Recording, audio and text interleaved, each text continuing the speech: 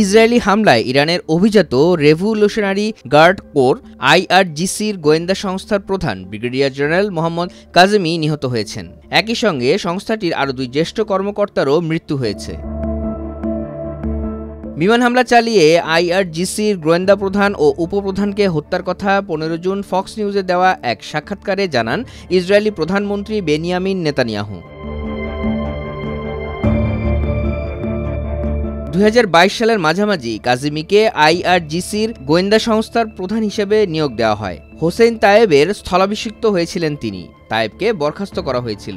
ইরানের মেহের নিউজ এজেন্সির প্রতিবেদন অনুসারে কাজেমি বহু বছর ধরে আইআরজিসির কাউন্টার ইন্টেলিজেন্সের সংস্থার প্রধান ছিলেন।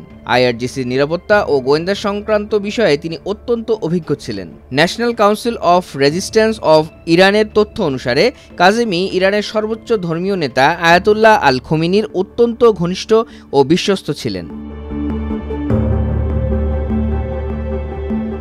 1979 সালে ইরানে ইসলামিক বিপ্লবের পরেই এই আইআরজিসি বাহিনী গড়ে তোলা হয়েছিল।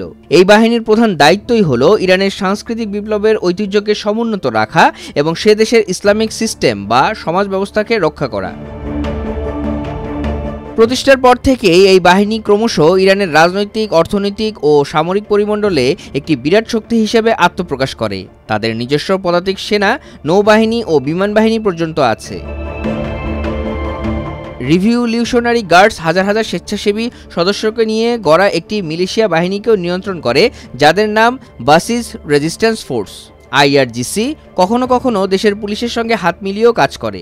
বস্তুত এটি অত্যন্ত প্রভাবশালী একটি সশস্ত্র বাহিনী, দেশের সর্বোচ্চ নেতার সঙ্গে যাদের সরাসরি সম্পর্ক আছে।